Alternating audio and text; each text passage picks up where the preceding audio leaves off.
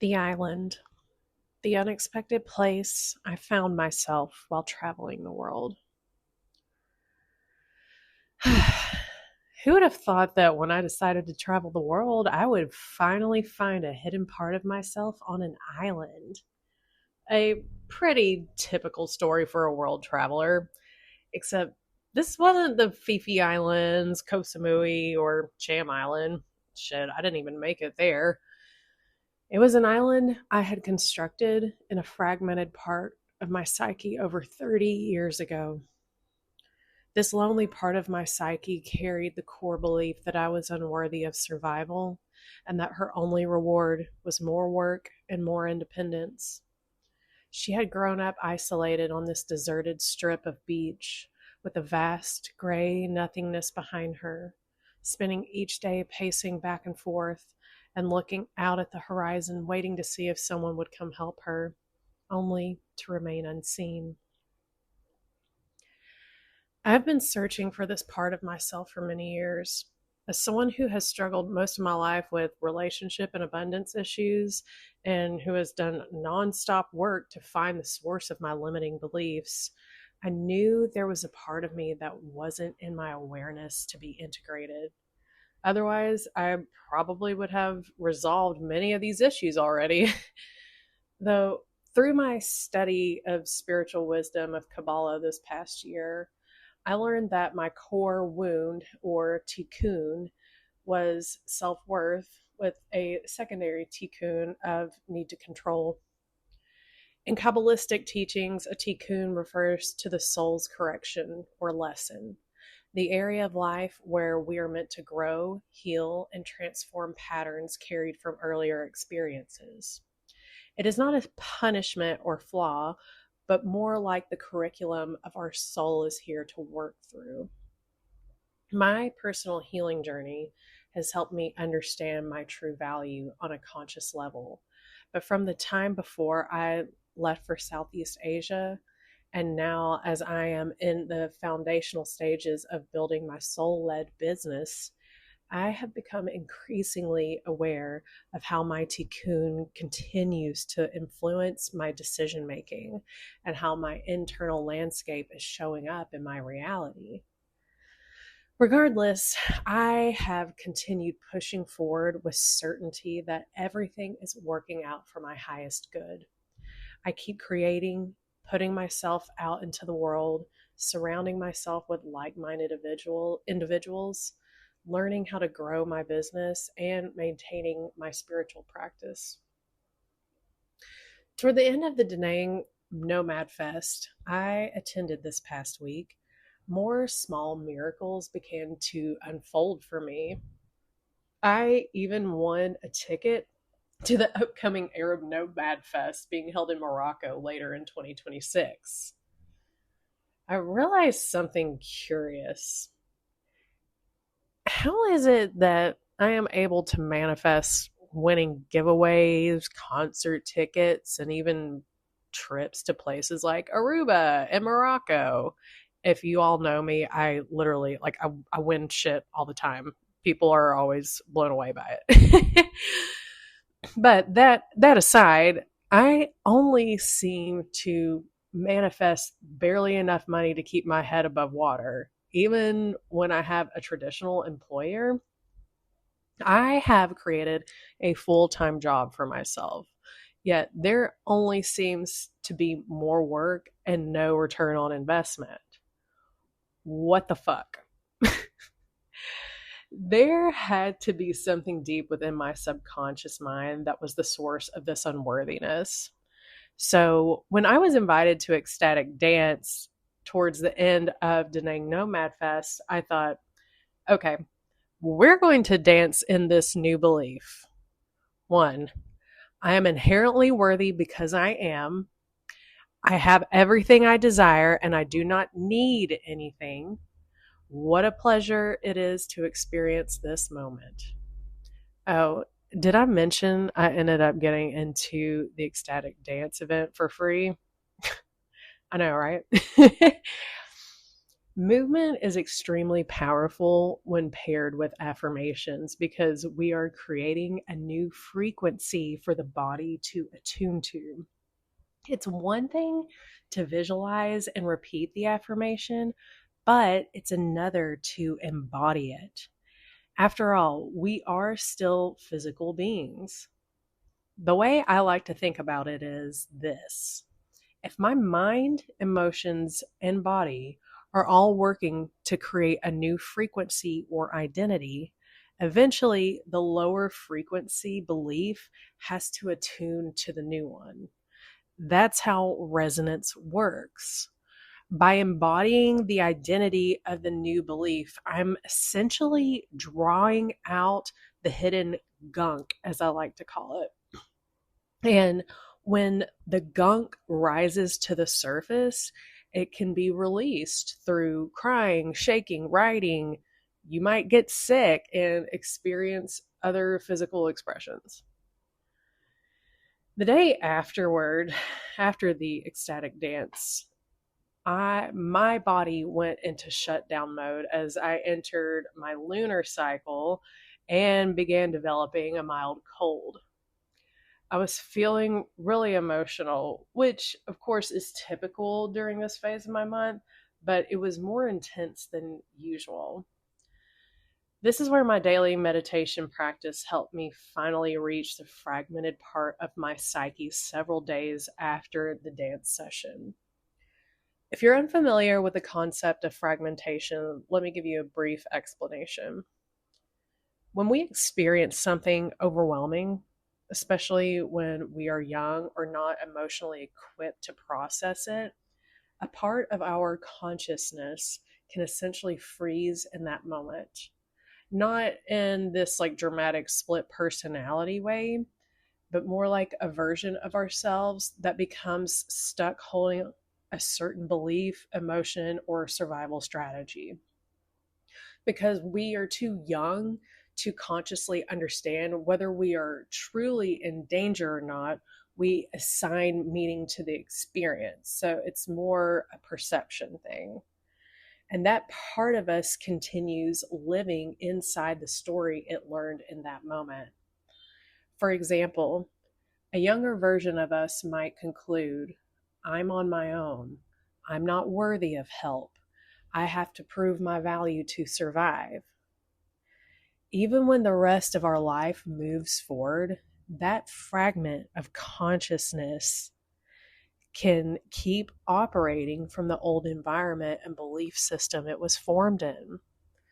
This is why sometimes we logically know something isn't true anymore, yet emotionally or physically we still react as if it is.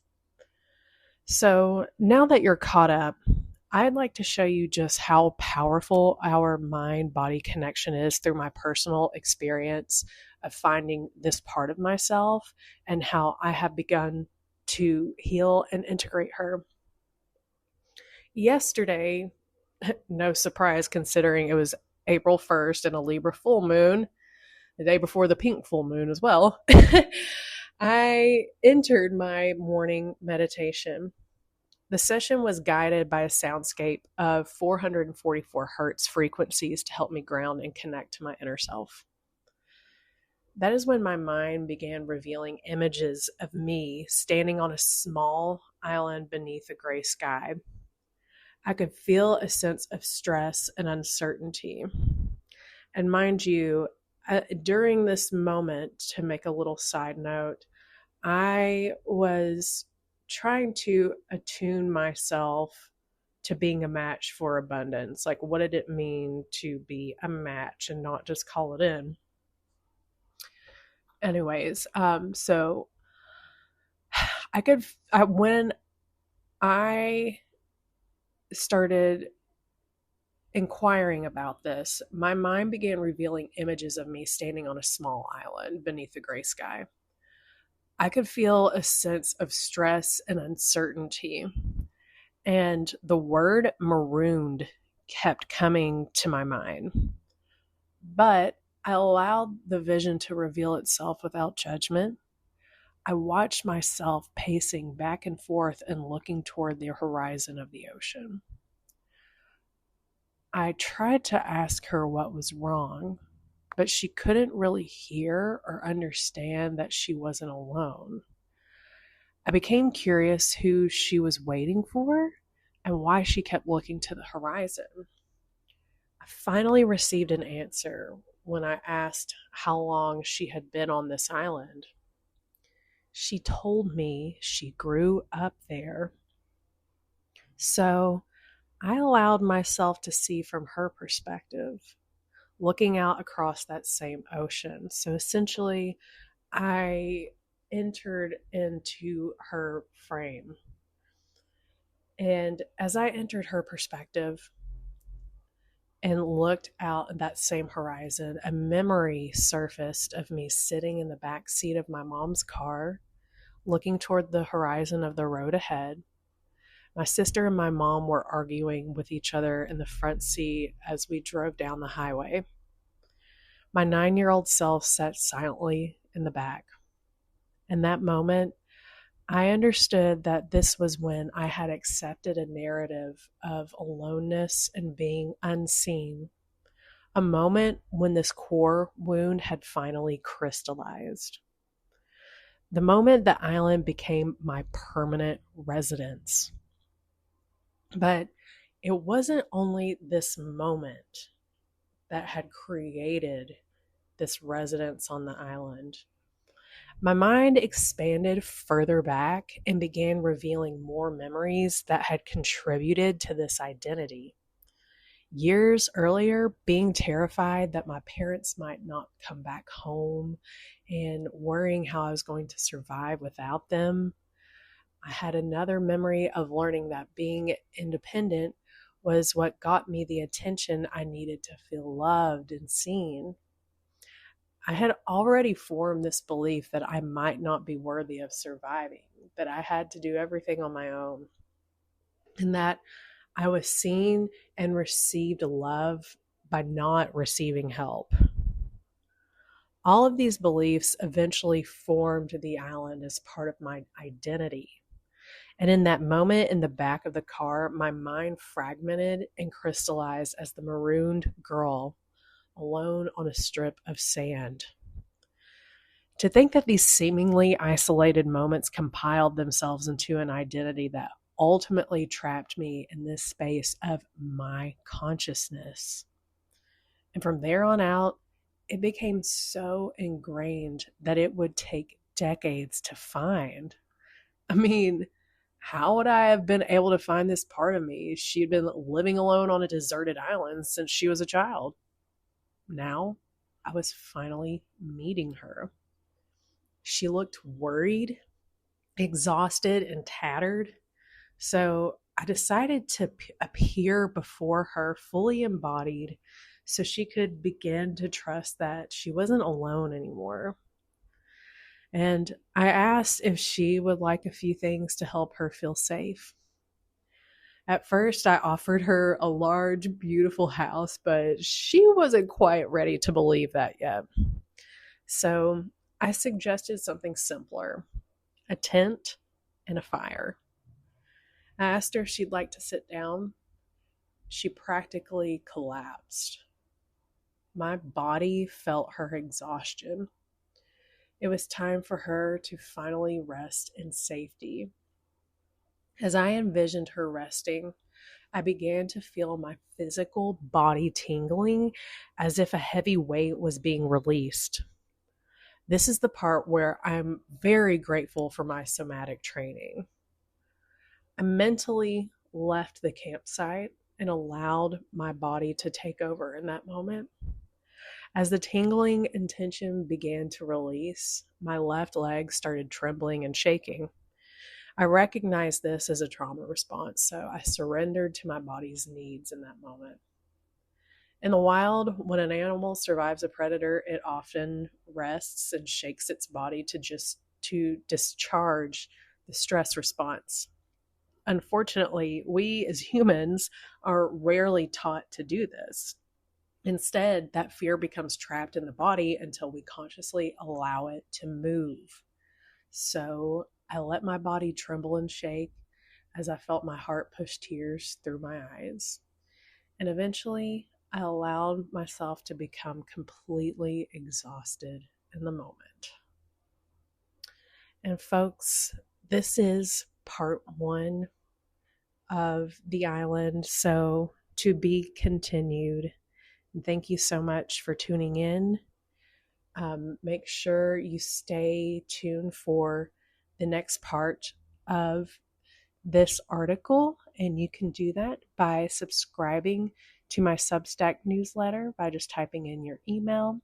If you are listening to this on YouTube, just make sure you hit that subscribe button and receive updates when new audio essays are going to be posted. If you all are interested in connecting with me or working with me, I have availability for deeper embodiment work and tarot readings. And I'm also available for booking workshops, writing, podcasts, and collaborations. So, also, if you enjoyed this and my work, please consider my paid tier subscription for only $7 a month. Or if you can't do the subscription but would like to leave me a tip on Venmo to help support my independent work, that is always appreciated. Or you can simply help by spreading my reach by simply sharing this article. And I will post my information below. My social media is at Callie Johnson on Instagram and TikTok. And you can reach me via email at calliejohnsonllc@gmail.com. Thank you all so much, and stay tuned for the next part of The Island.